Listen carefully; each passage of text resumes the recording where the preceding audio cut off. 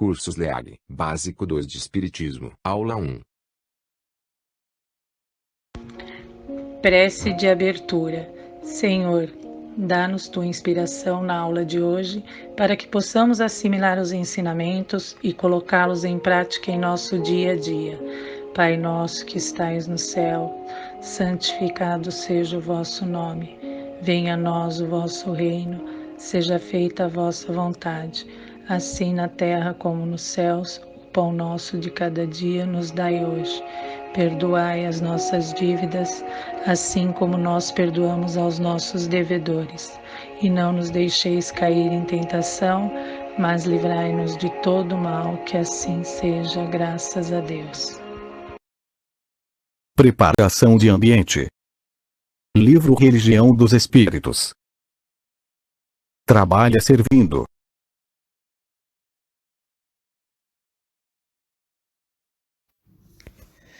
A cada momento, o Criador concede a todas as criaturas a bênção do trabalho, como serviço edificante, para que aprendam a criar o bem que lhes cria, luminoso caminho para a glória na criação.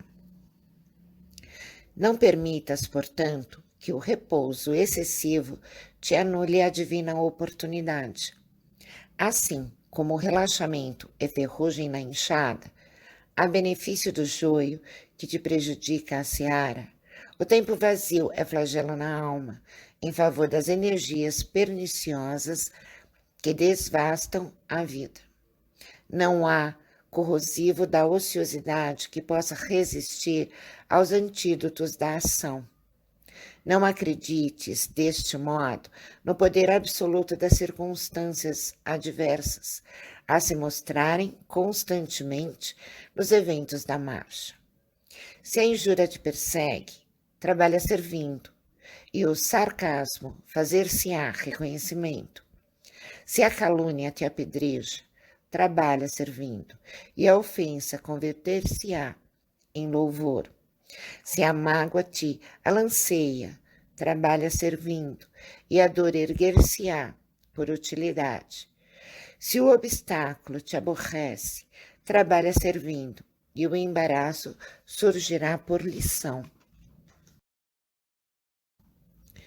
No trabalho em que possas fazer o melhor para os outros, encontrará a quitação do passado, as realizações do presente e os créditos do futuro. E é ainda por ele que conquistarás o respeito dos que te cercam, a riqueza da experiência e a láurea da cultura, o tesouro da simpatia, a solução para o tédio e o socorro a toda a dificuldade. Importa anotar, porém, que há trabalho nas faixas superiores e inferiores do mundo, movimento que aprisiona e atividade que liberta, atração para o abismo e impulso para o céu. O egoísmo trabalha para si mesmo, a vaidade trabalha para a ilusão. A usura trabalha para o azinhavre. O vício trabalha para o lodo. A indisciplina trabalha para a desordem. O pessimismo trabalha para o desânimo. A rebeldia trabalha para a violência. A cólera trabalha para a loucura. A crueldade trabalha para a queda. O crime trabalha para a morte. Todas essas monstruosidades do campo moral representam um fruto amargo e venenoso de audiências da alma com a inteligência das trevas, no palácio deserto das horas perdidas. Todavia, o trabalho dos que trabalham servindo chama-se humildade e benevolência, esperança e otimismo, perdão e desinteresse, bondade e tolerância, caridade e amor. E somente através dele o espírito caminha na senda de ascensão em harmonia com as leis de Deus. Interpretação da Valéria. Na minha interpretação, O trabalho é edificante, promotor de saúde. O corpo necessita ser mantido através da ação, fazer o bem pelo bem, compreender sentimentos e emoções, procurando auxiliar ao próximo, fazer com amor, ouvir com atenção, demonstrar interesse, não julgar. Horas no nada, tempo perdido, preguiça, atrapalha a nossa evolução. Temos que estar em movimento para o nosso progresso evolutivo e moral. Distribuir bondade para com todos os que estão ao nosso redor, aproveitando todas as oportunidades de servir. O trabalho é dar luz à tristeza, dar luz à raiva, é semear esperança, alegria e prosperidade. Como essa aula é muito sobre história, então ela vai ficar talvez um pouco maçante, mas não se preocupem, tá? Nós estamos aqui para ajudar vocês e qualquer dúvida a gente está à disposição para esclarecer. Olá, turma, tudo bem? Meu nome é Edgar Alonso, eu sou um instrutor que vai tentar passar conhecimentos, trocar ideias com vocês sobre o básico 2. Essa será a nossa primeira aula. Espero que todos possam tirar proveito dela. Momento cultural. Na Europa, a época da codificação.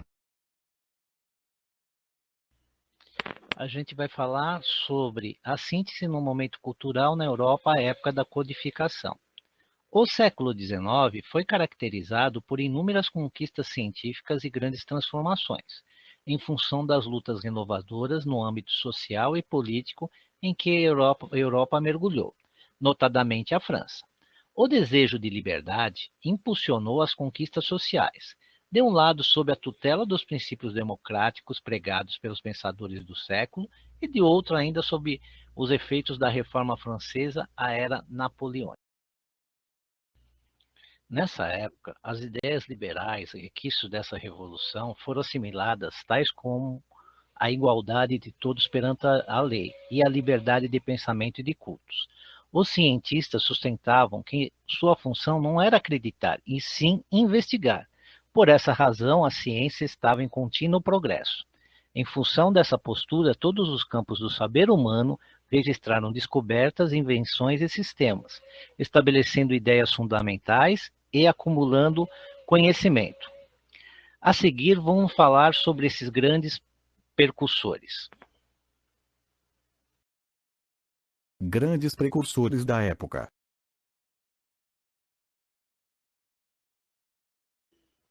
Entre esses percussores temos Antoine Laurent Lavoisier. Nasceu em 1743, morreu em 1794. Foi um químico francês considerado o fundador da química moderna. Seus experimentos resultaram em evidências em favor da lei da conservação. Louis Pasteur. Nasceu em 1822, faleceu em 1895.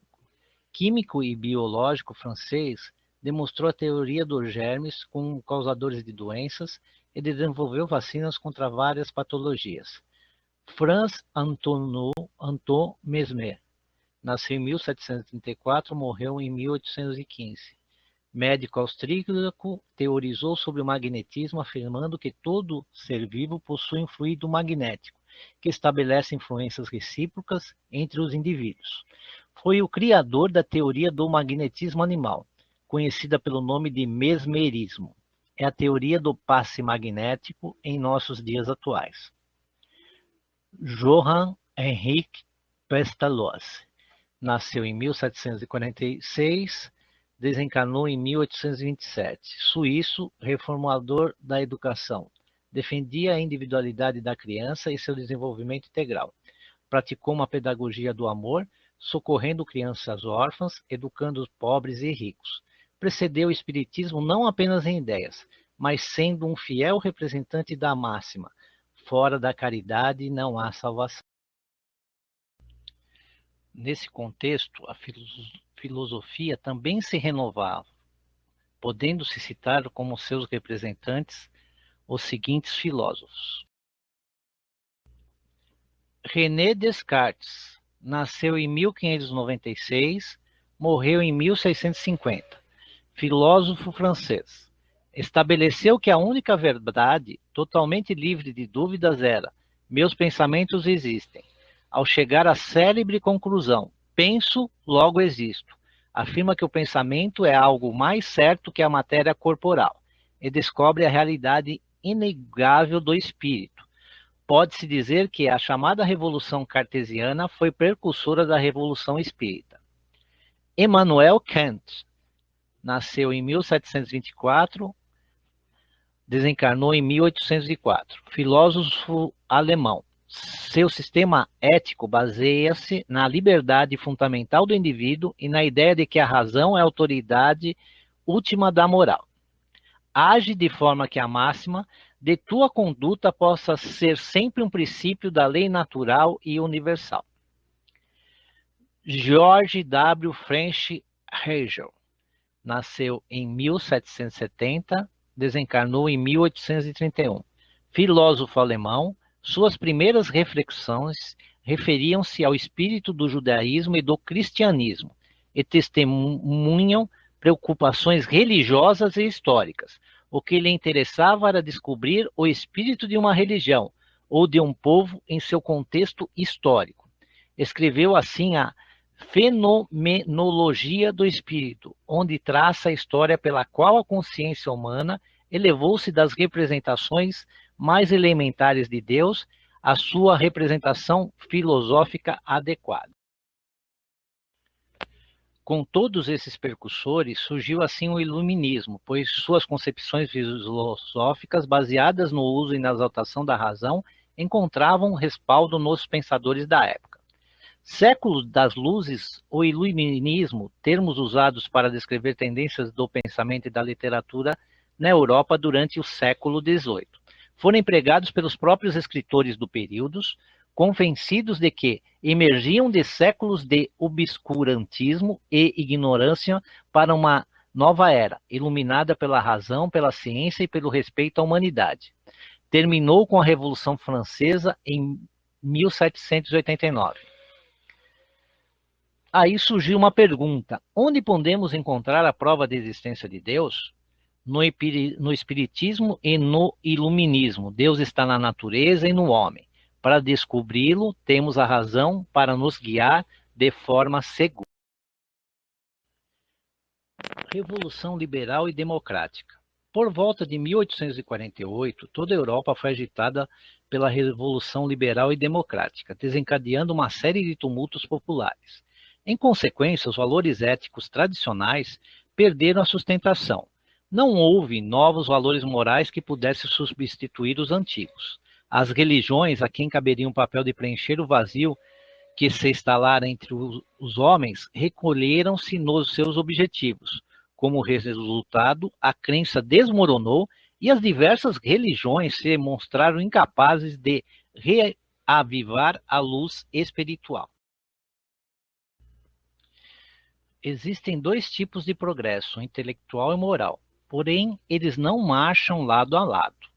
O progresso moral da humanidade, estagnado, distanciou-se cada vez mais do progresso científico, e uma grande depressão se abateu em todos os setores da comunidade europeia, que, pela primeira vez, desiludiu-se ante as grandes conquistas alcançadas no campo da ciência, que não satisfaziam seus anseios espirituais.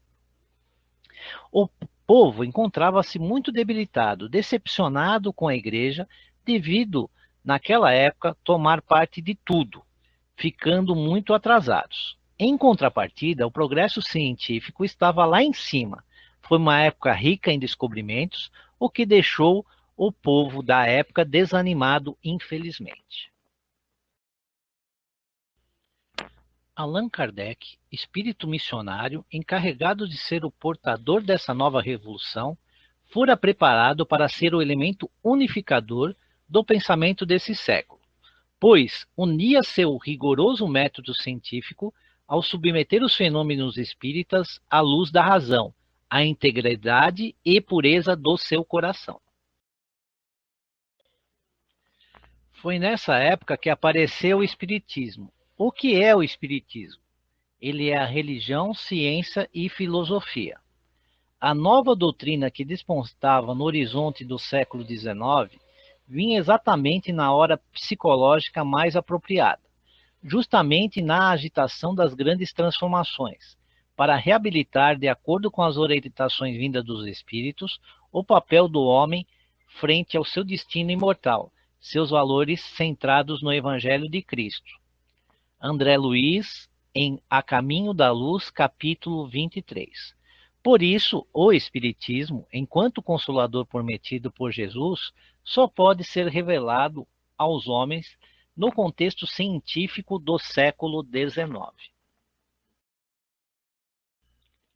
Em meio a esse contexto, exatamente em Paris, agitando teólogos, cientistas, filósofos e demais estudiosos, em 18 de abril de 1857, Allan Kardec publicou o Livro dos Espíritos. Allan Kardec, que assumia publicamente a direção do movimento espírita, provocou reações no mundo todo e a publicação do referido livro atribuiu nova conotação aos fenômenos espíritas já conhecidos em toda a Europa, principalmente o das mesas girantes, mais encarados como mera diversão nos salões sociais. Sendo assim, o Espiritismo é, por um lado, iluminista em seu conhecimento racional das leis que regem a evolução biopsíquico-sócio-espiritual do gênero humano e, por outro, é herdeiro da tradição filosófica do romantismo, reencantando o mundo com seus valores, com o amor e fraternidade, elos profundos de cada nível evolutivo, em cada reencarnação, em cada ser, em toda individualidade, em diferentes esferas e manifestações da vida na grande teia do universo, que não é outra coisa senão um pensamento de Deus. É, pois, rigorosamente exato dizer-se que o Espiritismo é uma ciência de observação e não um produto de imaginação.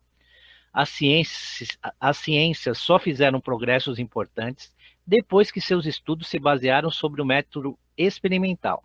Até então, acreditou-se que esse método também só era aplicável à matéria, ao passo que o é às coisas metafísicas, dizia Kardec.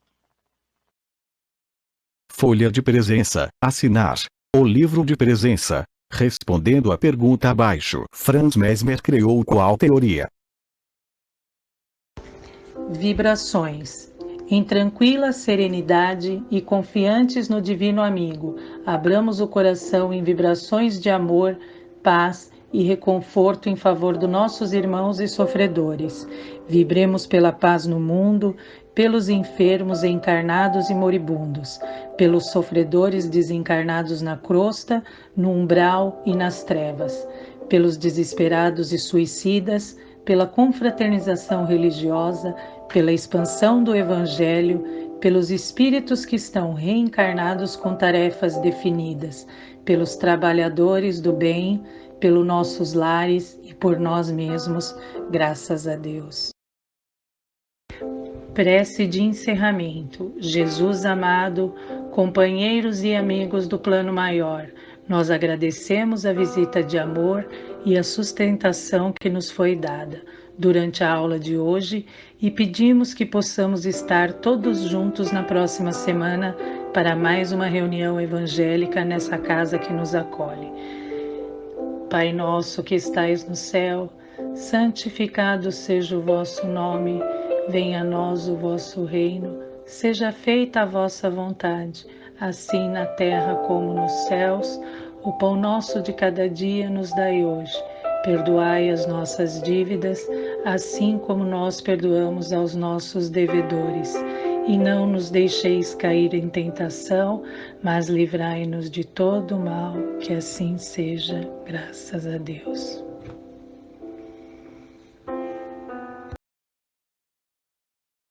Cursos LEAG 2021